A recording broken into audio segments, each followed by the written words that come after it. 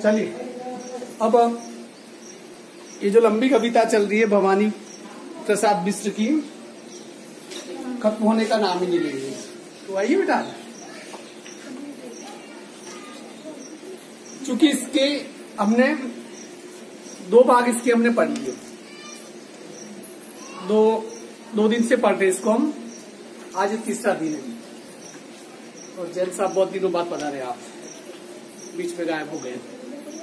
चलिए, ये जो कविता है जो नया है वो, चूंकि उन्होंने वीडियो देखा होगा तो उन्हें पता ही होगा इसके बारे में थी।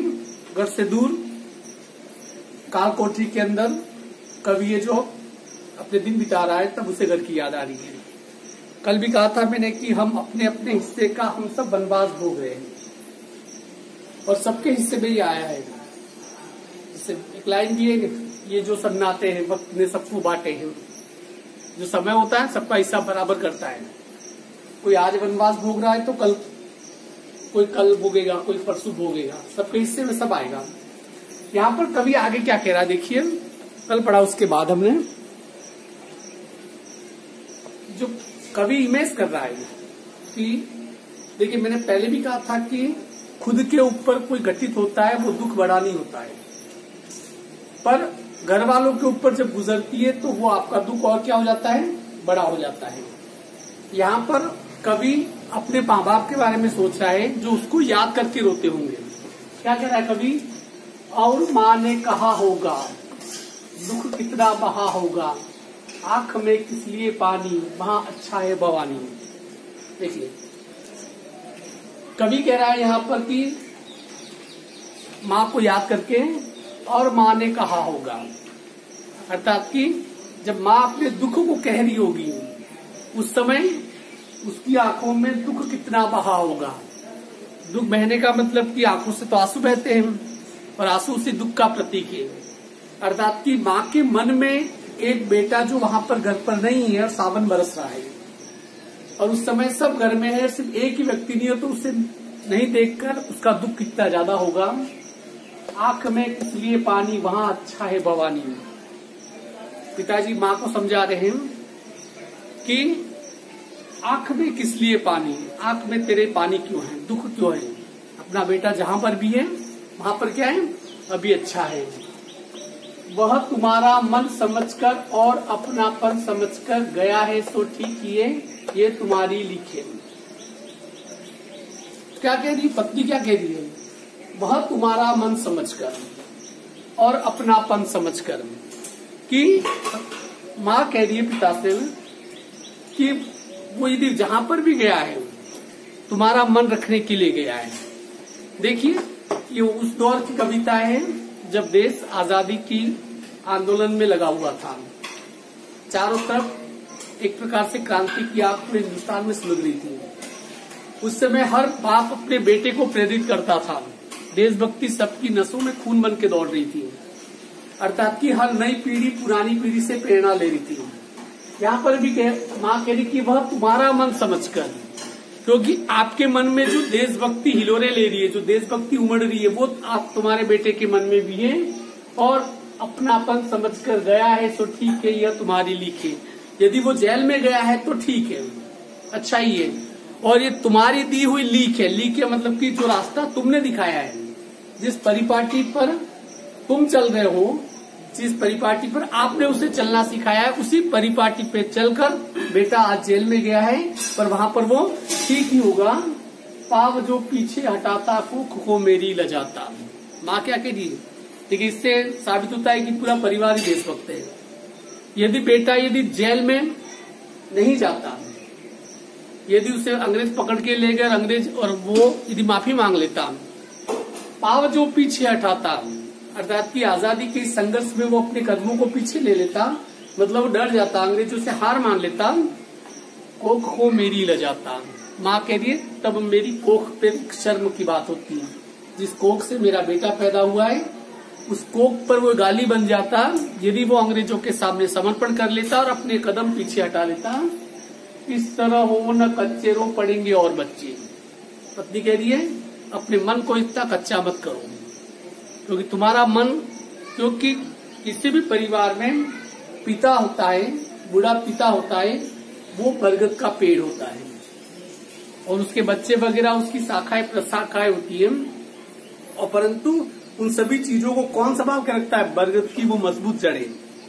यहाँ पर कह रहा है कि कभी उसकी पत्नी कह रही है कि इस तरह हो न कच्चे, इतने कच्चे मत पड़ो, मन से कमजोर मत पड़ो, क्योंकि तुम्हारा कमजोर होना इसका मतलब ये हुआ कि रो पड़ेंगे और बच्चे। यदि घर का जो सबसे मजबूत दीवार है यदि वही कमजोर पड़ती है तो पूरा घर ही ढह जाएगा। तुम्हारे मन को कमजोर मत करो, क्योंकि नहीं तो तुम्हारी कमजोरी देखकर, तुम्हें कमजोर पड़ता देखकर बच्चे भी मायूस हो जाएंगे, बाकी घर में जितने भी लोग हैं वो भी वापस रोने लग जाएंगे। पिताजी ने कहा होगा हाय कितना सहा होगा। आगे कवि कह रहा है, कवि याद कर रहा है कि क्या बात चल रही होगी, पिताजी क्या कह रहे होंगे, तो पिताजी को याद कर रहा है। पिताजी ने कहा होगा हाय कितना सहा होगा, कि पिता सोच रहे होंगे कि जब उसके बेटे को जब अंग्रेज उठा के लेके चले गए, जेल की सलाखों के पीछे डाल दिया, काल कोठरी में डाल दिया, तो मेरे उस बच्चे ने कितना सहा होगा। क्योंकि अंधेरे बंद कमरे काल कोठरी, जिसमें न तो कभी सूरज उगता है न कभी ढलता है, वक्त वहां एक प्रकार से रुक जाता है। वहां आपके साथी होते हैं कुछ कॉकरोच, खटमल और चूहे जेल की दीवारों के अंदर, इसके अलावा कुछ भी नहीं मिल सकता है। तो यहाँ पर कह रहा है कि पिताजी ने कहा कि उसने, मेरे बच्चे ने, मेरे बेटे ने आखिर जेल में कितना सहा होगा। कहाँ मैं रोता कहाँ हूँ, धीर में खोता कहाँ हूँ। बाप कह रहा है कि मैं कहाँ रो रहा हूँ, मैं अपना धीर का मतलब धैर्य, मैं कहाँ रो रहा हूँ, मैं अपना धैर्य कहाँ खो रहा हूँ। देखिए सबसे बड़ी बात होती है कि हर दुख को बर्दाश्त करके बिना टूटे दूसरों को संबल देना, सहारा देना। यहाँ बाप क्या कह रहा है, वही कह रहा है कि कहाँ मैं रोता कहाँ हूँ, मैं कहाँ रो रहा हूँ, धीर में खोता कहाँ हूँ। अर्थात की जो धैर्य है, जो मेरी सहनशीलता है, वो मैं कहाँ पर खो रहा हूँ, मैं बिल्कुल भी नहीं खो रहा हूँ। हे सजीले हरे सावन, हे कि मेरे पुण्य पावन। आगे देखो, हे सजीले हरे सावन, सावन को सजीला कहा है, क्यों? क्योंकि सावन का महीना होता है, एक तो जो बारिश होती है उस सावन के महीने में चारों तरफ क्या छा जाती है, हरियाली छा जाती है, और कुदरत को एक प्रकार से सावन सजा के जाता है, इसलिए क्या कहा गया है, सावन को सजीले कहा गया है। हे सजीले हरे सावन, सावन को संबोधित करते हुए यहाँ पर कवि कह रहा है, हे सजीले हरे सावन, हे कि मेरे पुण्य पावन। इसे सावन को क्या कहा गया है, पुण्य पावन। क्यों कहा गया है? क्योंकि सावन और ये जो महीने होते हैं ये हमारे जीवन की बुनियाद तय करते हैं। यदि बारिश नहीं हो तो चारों तरफ मायूसी छा जाती है। कुछ दिनों पहले नहीं हुई थी, लोगों को लग रहा था कि फसलें सब खत्म हो जाएगी। बहुत बारिश हुई, फसलें तो फिर भी खत्म हो गई, सुअर खा गए, हमारे यहाँ समस्या है, ठीक है। पर फिर भी लोगों के मन प्रसन्न है, चारों तरफ हरे भरे तालाब देखकर, बिल्कुल भरे हुए तालाब देखकर, हरी भरी पहाड़ियां देखकर मन प्रसन्न रहता है। ये हमारी किसका नतीजा है? ये पुण्य पावन। सावन को इसलिए पुण्य पावन कहा है कि जिस प्रकार से किसी पवित्र कार्य को करने से मन प्रसन्न रहता है, इसी प्रकार हे सजीले हरे सावन, हे कि मेरे पुण्य पावन, तुम बरस लो वे न बरसे, पांचवे को वे न तरसे। कभी क्या कह रहा है, हे सावन तुम बरस लो, पर वे नहीं बरसे। यहाँ वे किसके बारे में कहा गया है? उनके घर वालों के बारे में, पिताजी है, बहनें हैं, भाई है, जो पूरा परिवार जन है, उनके लिए कहा गया है कि तुम बरस लो वे न बरसे। हे सावन तुम जितना बरसता चाहो बरस लो, पर मेरे जो परिवार वाले हैं, जो परिजन हैं, उनकी आंखों में आंसू नहीं आने चाहिए। पांचवे को वे न तरसे, अर्थात कि पांचवा कौन? वो खुद। कहाँ पर था वो? जेल में। इसलिए कह रहा है कि हे सावन तुम बरस जाओ, पर घर में जो लोग हैं वो नहीं बरसे, मतलब उनकी आंखों में आंसू नहीं आए। और पांचवे को वे न तरसे, और जो पांचवा व्यक्ति जो जेल की सलाखों के अंदर कैद है और काल कोठरी में अपना समय गुजार रहा है, उसकी याद में वो नहीं तरसे, अर्थात कि मेरी याद तक उनको नहीं आए। इसलिए सावन को संबोधित करते हुए कवि कह रहा है कि जितना बरसता है तू बरस ले, पर तेरी वजह से मेरे अपनों की आंखें न बरसे और वो मेरे लिए, अर्थात कि पांचवा व्यक्ति वो सबसे छोटा होता है, और मेरे लिए मेरे परिजन बिल्कुल भी नहीं तरसे, उन्हें मेरी याद भी नहीं आए। मैं मजे में हूँ सही है, गर नहीं हूँ बस यही है। कभी क्या कह रहा है, मैं ठीक हूँ, ये बात बिल्कुल सही है। देखिए कई बार क्या होता है कि हम अपने दुख को दूसरों को कह नहीं पाते। क्यों? क्योंकि हम नहीं चाहते कि हमारे दुख को सुनकर दूसरे दुखी हो। पहली वजह तो ये, और दूसरी वजह ये कि हम अपने दुख को दूसरों को कह नहीं पाते हैं, क्योंकि हम दूसरों की निगाहों में बेचारा नहीं बनना चाहते हैं। अक्सर क्या होता है कि यदि आप अपने दुख को कहोगे तो अगले की नजर में आप सहानुभूति का पात्र बन जाते हैं। पर कुछ लोग ऐसे होते हैं, इतने आत्मस्वाभिमानी होते हैं, वो दूसरे लोगों की निगाहों में बेचारगी का भाव भी नहीं लाना चाहते हैं। यहाँ पर कभी शायद ये है कि वो अपने आप को सही कह रहा है। क्यों कह रहा है? क्योंकि ताकि उनके घर वालों तक ये संदेश जाए, भले वो सही हो या नहीं हो, पर सही कहने मात्र से घर वालों को लगेगा कि जेल में सब कुछ ठीक ठाक है। तो कह रहा है मैं मजे में हूँ सही है। चलो ये मान लेता हूँ कि मैं मजे में हूँ, ठीक है, घर नहीं हूँ बस यही है। बस इतना ही फर्क है कि मैं घर पे रहता तो भी मजे में रहता हूँ, जेल में हूँ यहाँ पर भी मजे में हूँ। हाँ, बस ये कि इतना जरूर दुख है कि मैं अपने घर पे नहीं हूँ, बाकी मजे में तो जेल में भी हूँ। किंतु यह बस बड़ा बस है। देखिए बहुत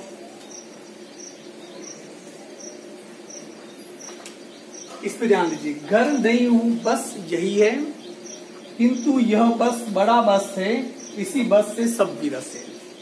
कवि क्या कह रहा है? बस यहाँ जेल में ठीक हूँ, घर नहीं हूँ बस यही है। ये जो बस होता है ना, बट ये जो शब्द होते हैं ये बहुत तीखी मार करते हैं। इस बस शब्द में अपनी एक वेदना छिपी हुई है, एक पीड़ा छिपी हुई है। पीड़ा किस बात की, थोड़ा इसे समझ लीजिए।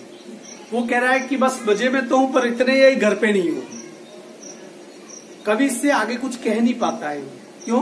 क्योंकि घर का कोई विकल्प नहीं होता है। आपका घर टूटी फूटी झोपड़ी भी क्यों नहीं हो, वो आपको महलों की प्रसन्नता देता है।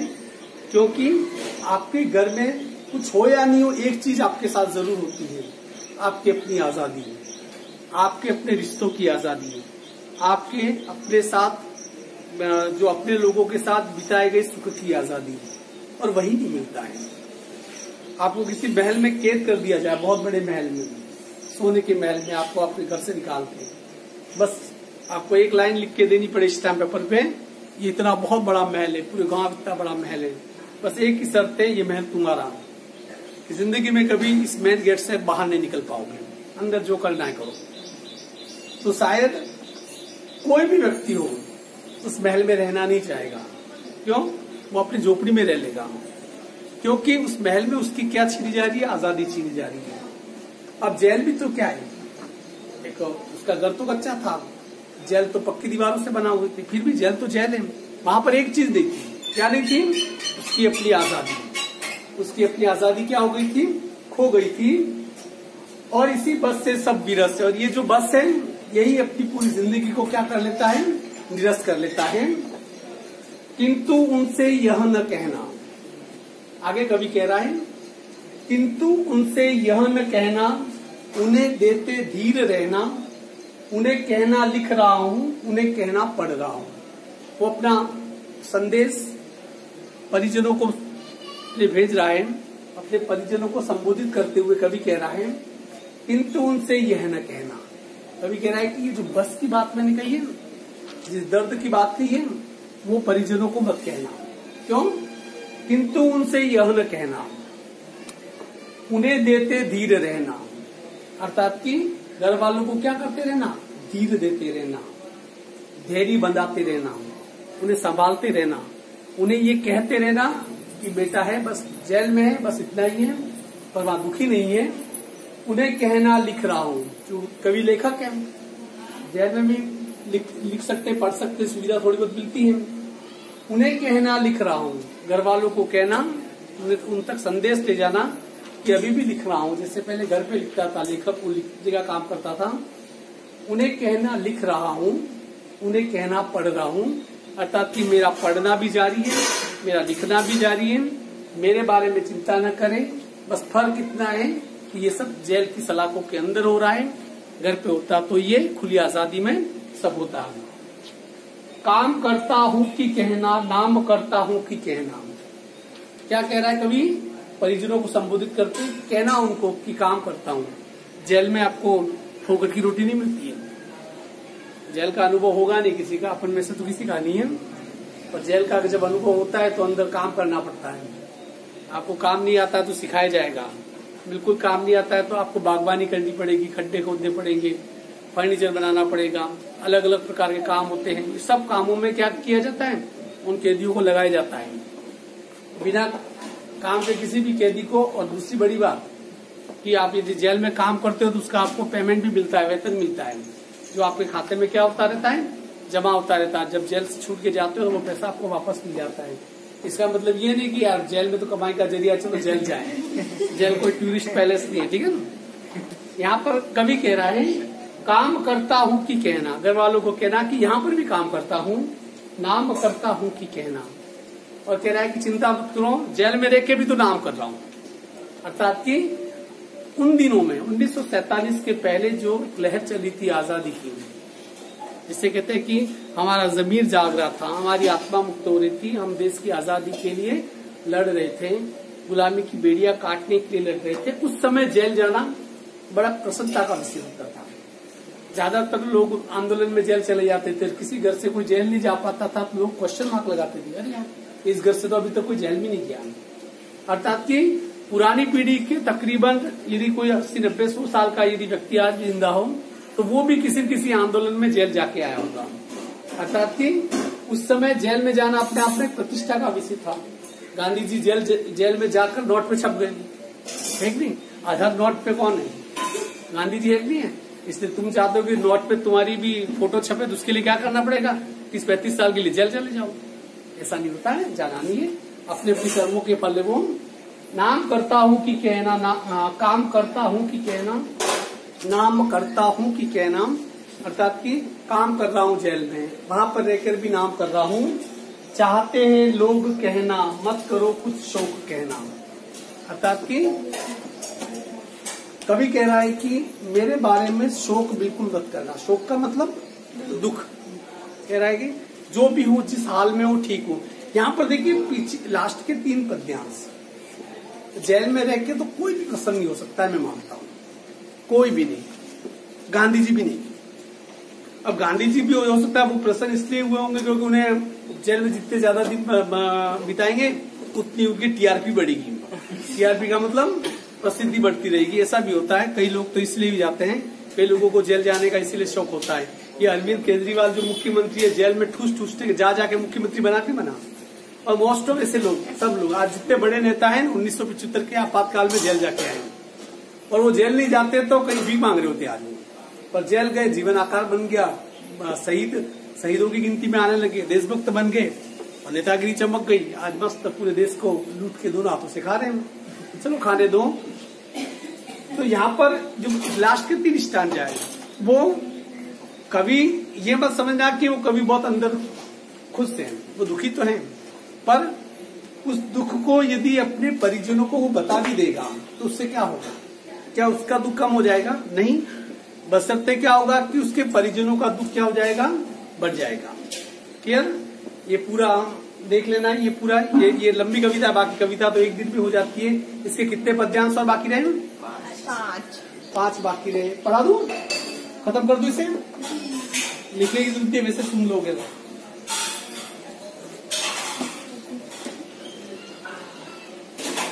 नहीं 5 से कल प्रश्नोत्तर दोनों साथ में कर देंगे। प्रश्नोत्तर भी तो पढ़ लेंगे, ठीक है? 5 जो कल पढ़ के इसके प्रश्नोत्तर अपन ऑरल डिस्कस करेंगे, ठीक है ना? और डिस्कस क्या मतलब ये भी है कि आप अपनी कॉपियों पे करो। यदि आप लोगों ने देखो इंग्लिश और हिंदी, यदि लॉकडाउन चलता रहा, इसमें इंग्लिश हिंदी पूरी कर ली तो जो सेशन चालू होगा आपने उसमें कम से कम फिजिक्स, केमिस्ट्री और बायोमैथ से आपको पढ़नी है 6 घंटे। ये सब्जेक्ट पढ़नी नहीं है, क्या करनी है फिर? अपना अभी यदि कंप्लीट हो रहा है तो उस समय मेन सब्जेक्ट पढ़ो ताकि आपको ज्यादा टाइम मिल जाएगा, ठीक है ना? चलिए।